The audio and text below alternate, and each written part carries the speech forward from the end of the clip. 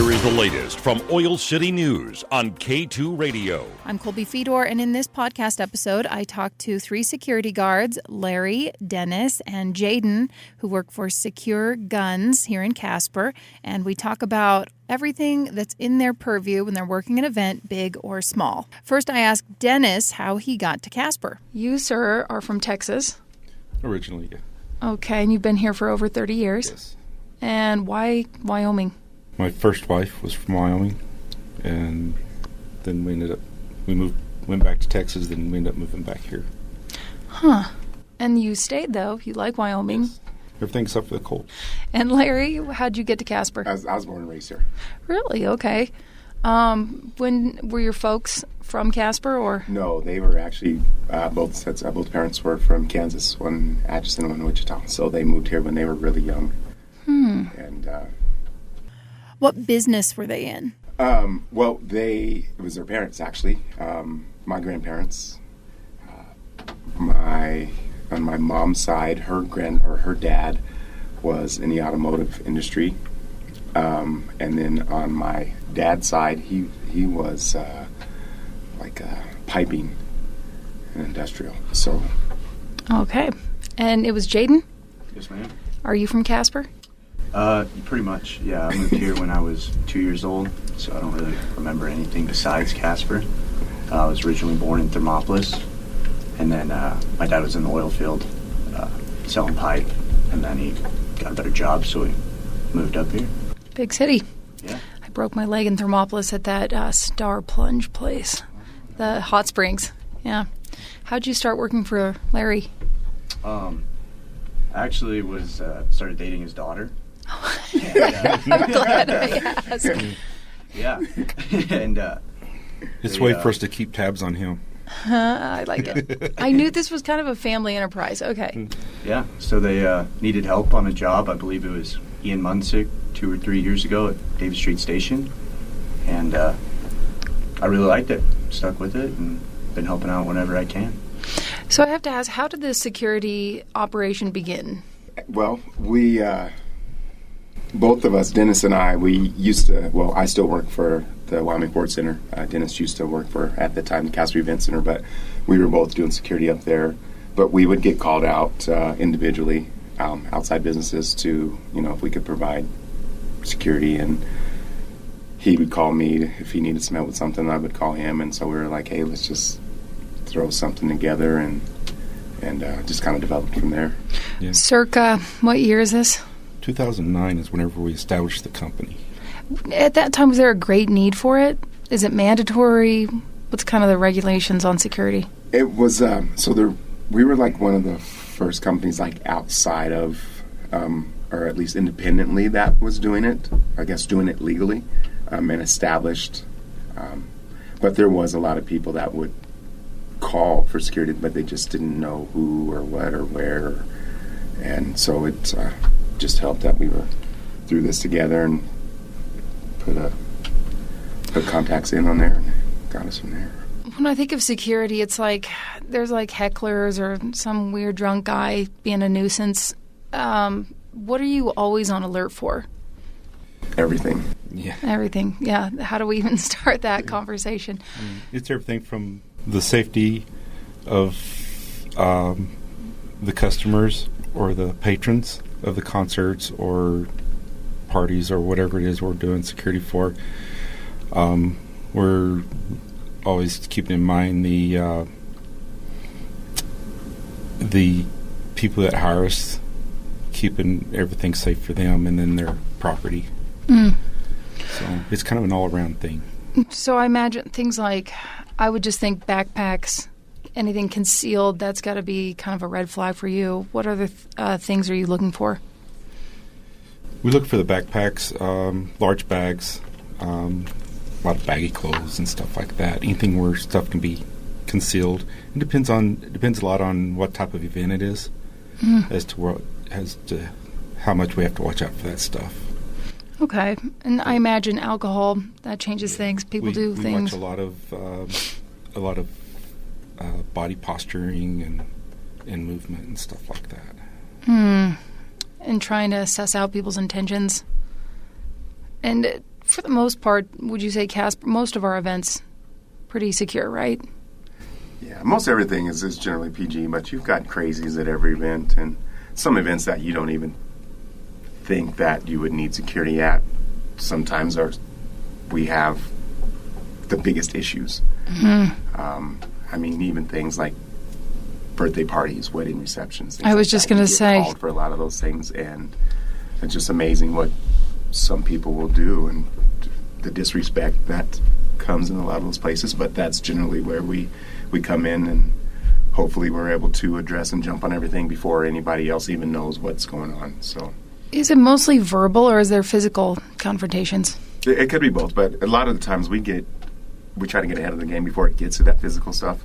And I would guess probably 85-90% of the time it never gets to that point. We're generally, with our staffing, everybody's pretty observant and we're on it. I mean, when Dennis talked about like the body posture and things like that, you can see when somebody's getting disturbed or roostering up, and so we try to befriend everything. Is it mostly men?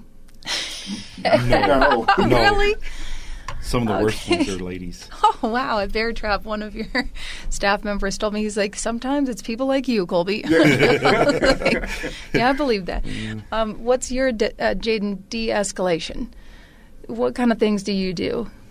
You really just want to make them feel heard, because most of the time they're just operating off of pure emotion.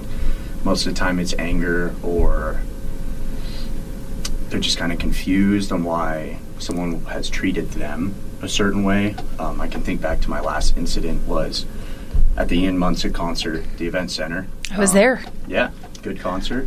We had an altercation where each side believed the other was in the wrong, which is fairly common.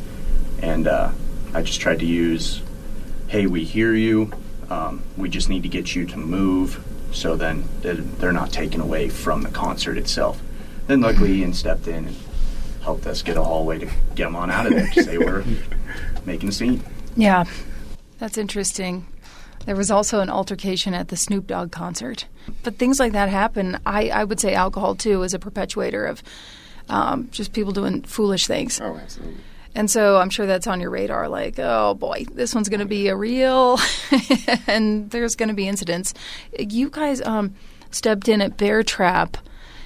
This, I don't know if it's in your job description. The wind took off in the middle of the night, I want to say, and tents started flying. And we have to applaud you for that. Your team stepped in, helped all the vendors grab their tents, grab their stuff. That was really cool. What other things? Long night. Yeah. What other things happen that maybe you don't anticipate, that where you've been like, this isn't really my job, but somebody has to do it? We deal a lot with a lot of medical instances. I mean, generally they have us there for like crowd management, asset protection, things like that. But a lot of the times we have to step in and assist with medical, which can get kind of scary on that stuff too. Like heart attacks, seizures. Haven't had to deal, fortunately, thank God, we haven't had to deal with heart attacks, but seizures. Dehydration, heat stress. Yeah, I think we had 2 people at Bear Trap with the heat. Did you guys have to help with that? Yes. Absolutely. And do you have training for it, or is it kind of just a common sense, like you just have nobody else is stepping up, so you have to do it? Well, a lot like with Bear Trap, generally we'll have medical staff on site, but a lot of the times because we're in the middle of everything, we'll see it before they will. So, of course, we have to reach out to try to get medical there as soon as possible, but we have to react to, try to get a handle on the situation in the meantime.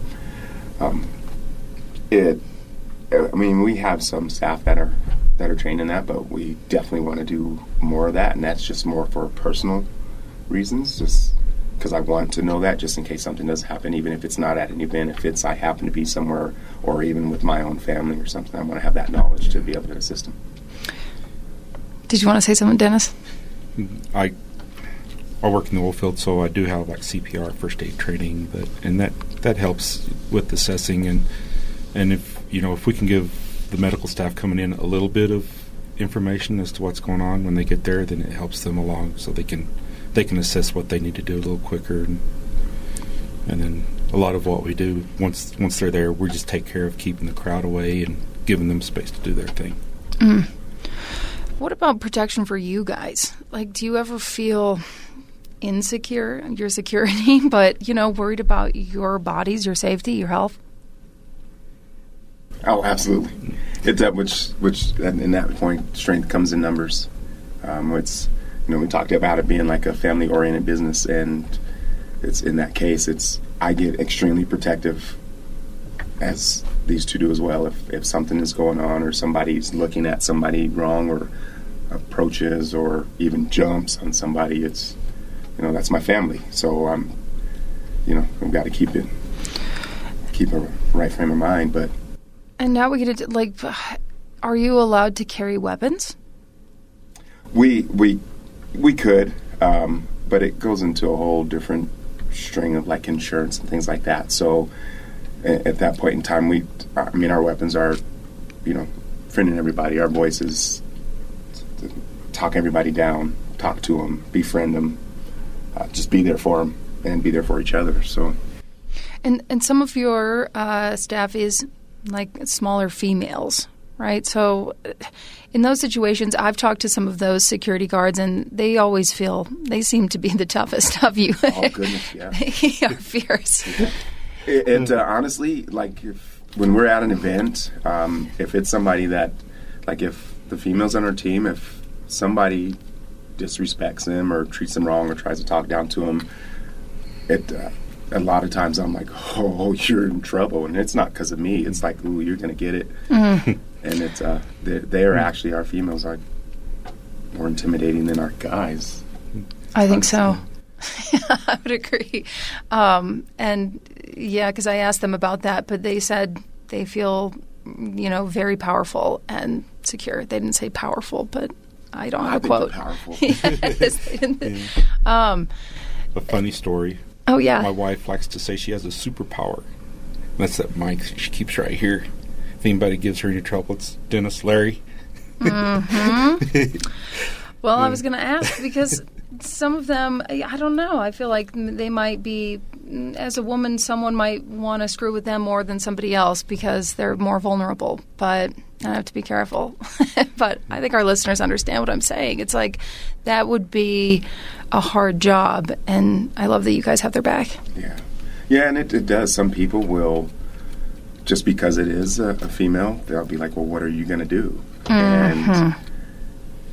And or they'll say these are the rules, or you can't go here, or you can't do this, and because it's a female, they'll say, oh, I need to speak to your boss, or oof, what are you going to do about it? Or so Dennis mentioned about being able to just call on the radio, but a lot of times they'll say, okay, I'm going to talk to your boss, and so they'll say, okay, so they'll call whoever's supervising over there, and they'll say, well, she wouldn't, or what's going on, or she wouldn't let me do this, or why can't I do this? And we'll just ask, well, what did she say? And she said, I can't go here. I said, well, then you can't. She's the boss. So if she said you can't do something, you can't do it. And if you're going to disrespect her, I'm going to make you leave. So. Oh, I love that. Larry and Dennis, you're my favorite people now. We'll see about Jayden. No, just Jayden better be like that. You think my daughter. So. Oh, I didn't want to follow up and see how that was going. What legally, I'm so curious about legally, if there is a physical altercation, what can you and can't you do as far as subduing someone? Well, we can detain them. We have a lot of people that get, we say we're security, we're crowd management, we're not bouncers. Mm-hmm. So we can't just take off on somebody and just beat them or beat them down. I mean, again, strength comes in numbers, but a lot of times if we have to, we will grab them, we'll put them down, and then we'll hold them until we can get PD there, or till we get them calmed down enough to where we can try to talk some reason them into them. And a lot of times we don't want it to get to that point. We want them to be able to enjoy the show, the concert, the whatever it is that's going on. And quite frankly, I don't want to go through that extra work. So I would much rather get them calmed down, allow them to just, hey, let's just call it a night. and that way you can come back tomorrow. We can sort everything out, and that way you're not kicked out, and no harm, no foul. So, and a lot of times especially when it's alcohol induced, even if they don't come to their senses at that time, when we see them the next time, there's a lot of embarrassment, and they're like, "I'm so sorry, and thank you for not just throwing me out or beating me up or getting me arrested or something like that." So. And so you guys probably see a lot of personal crises, just people at their worst, kind of just having a bad night. Jayden, I'm curious, what's been one of the most meaningful experiences you've had in this job? Mainly being able to help people. So I know at like the event center, people want to take their kids to the show, which is perfect. Sometimes they can get stomped on or something, maybe on the floor, or people aren't looking for them. Maybe there is alcohol. People aren't really looking out for a 4-year-old who wants to see Ian Munsick or something like that. Or maybe they have forgotten earphones or something like that. So being able to maybe just guide a family so they can have good vision for the show, or running and getting some earplugs for the kids or the family. Just being able to be helpful, and just doing everything with a smiling face, and maybe even meeting new people and new friends or acquaintances through doing security. All right. You can be up there in my favorites. I appreciate that. I'm sure a lot of people do. And that it shows that you guys have such a tremendous role in the experience. The Ford Center, those are big events. Do you guys do a lot of smaller events, or is it hundreds, thousands of people kind of thing? We do everything from people where we've just seen maybe 10, 15 people there up to thousands. 10 to 15? 10, 15 people, and yeah. What kind of events are smaller? Maybe just like parties or maybe just some kind of little rally in a park or something. How big is your team? Well, we've had, because everybody works at part-time, but like with Jayden, well, all of us actually, because everybody's got full-time jobs, so we just do that as kind of like a fun. But we've had cases where we've called on 20, 30 of us. During the solar eclipse, at one point, we had 35 people working at one time. Whoa. But on average, there's generally right around 20 of us. When you're looking for a hire or to hire someone, what qualities are you most after? Common sense. Okay. Just being able to talk to people. It's because that's our biggest and strongest tool. We get people all the time that come up and are like, "Oh, I can bust some heads. I can do this and do that." And I'm like, "Yeah, I absolutely do not want you." That would be a real turnoff. Yeah, I absolutely do not want you on my team. But and which in the case like with our female staff, being able to verbally de-escalate and talk to people and assist people like Jayden was talking about, man, I'll take anybody that's smaller stature that is able to just smile at somebody and be like, "How can I assist you?" That's so much stronger than a big goon who's going to be like, "I'll throw you all over the place."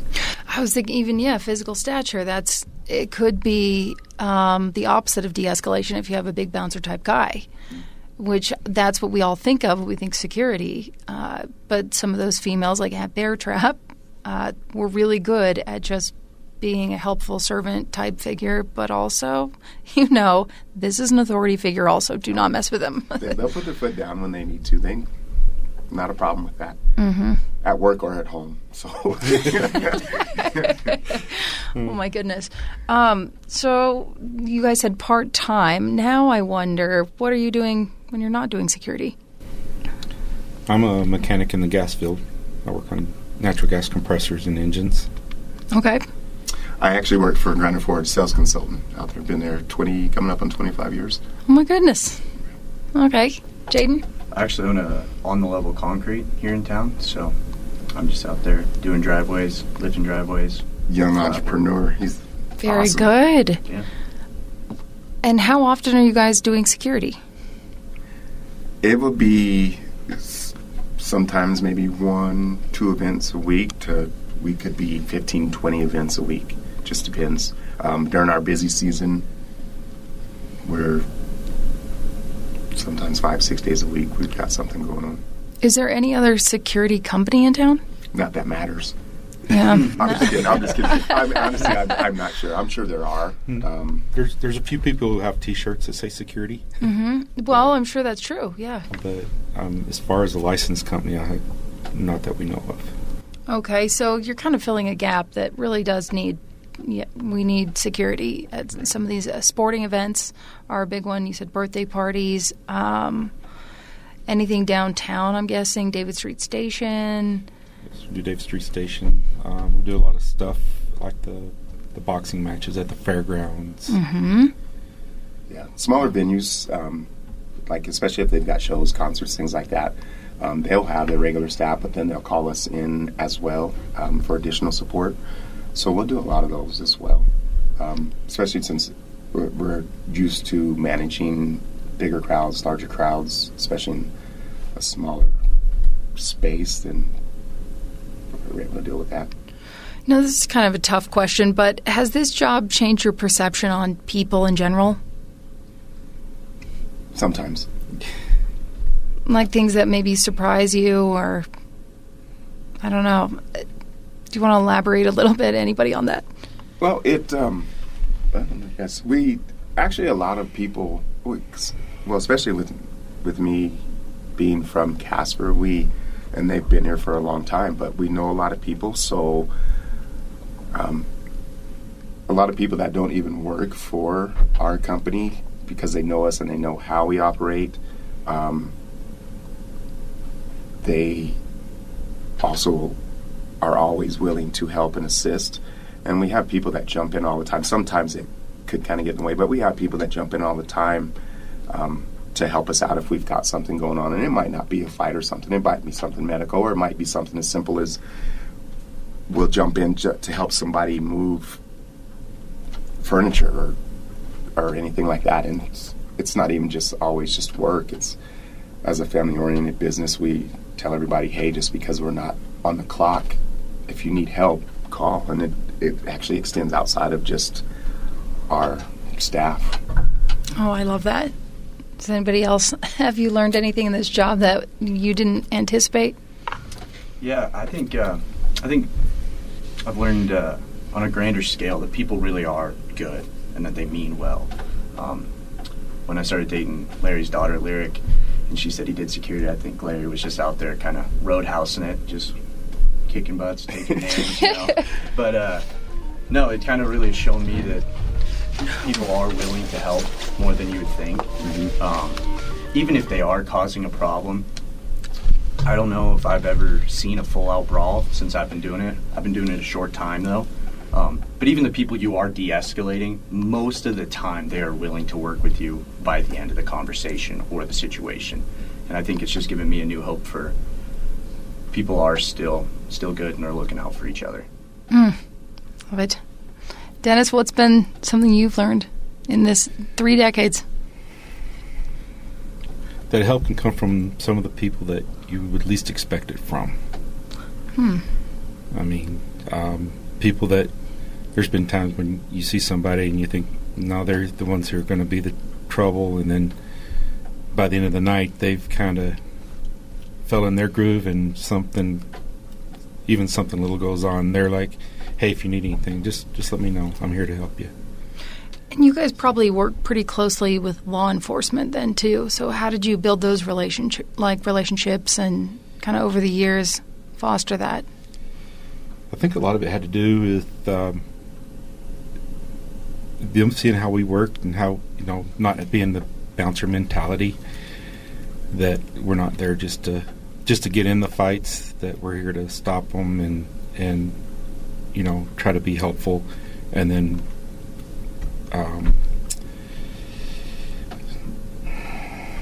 just a lot of that, showing them respect, and then we earn their respect. Mm-hmm. And then it just builds from there. In a way, you're like a first responder. Kind of, you are literally the first response. Yes. And so passing that off, saying, hey, this is what's going on.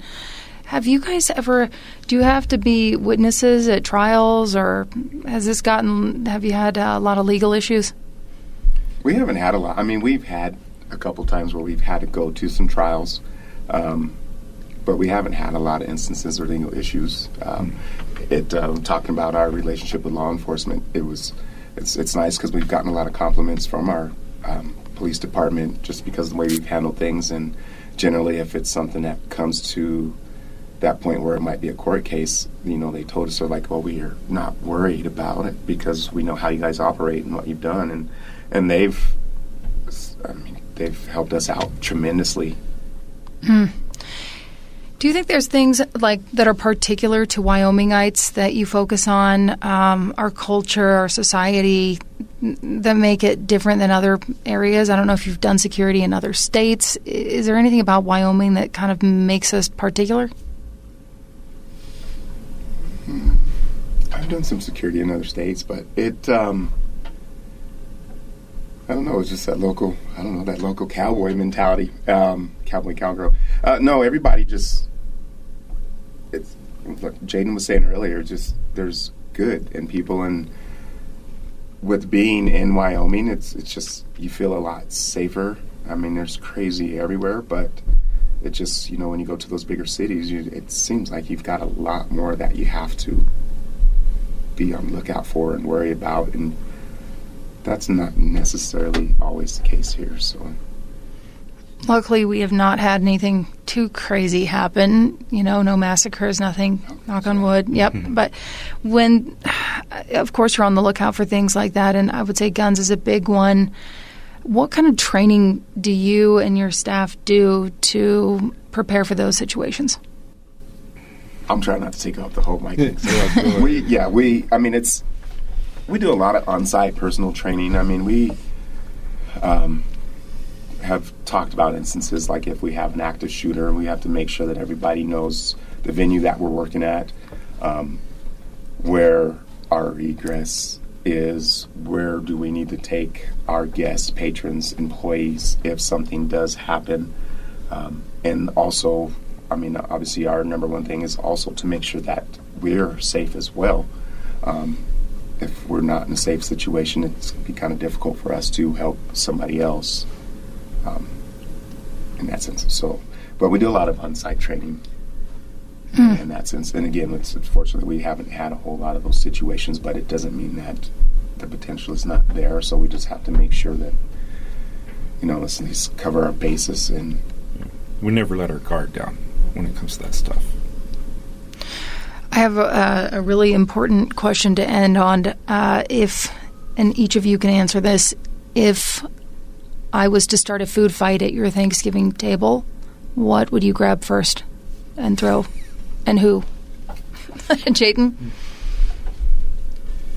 I'd probably go with the mashed potatoes. That's the number one answer. Everybody says that. It's probably going to stick around wherever I hit you, it's probably going to be there. It's going to take some effort to scrub that out. And do you have a particular, do you want to, in case they might not listen to this? No? No, I don't think so. Larry? It's probably Larry. Okay. I'm grabbing a turkey drum.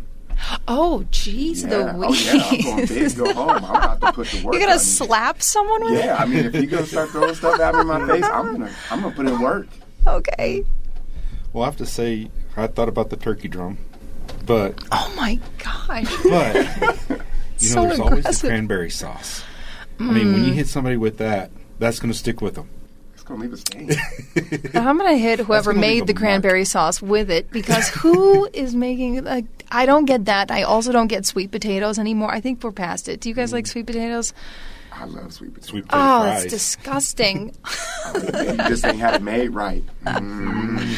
Well, that's all I have, guys. Do you want to say anything to the listeners about your security team? Anything that I didn't cover or ask?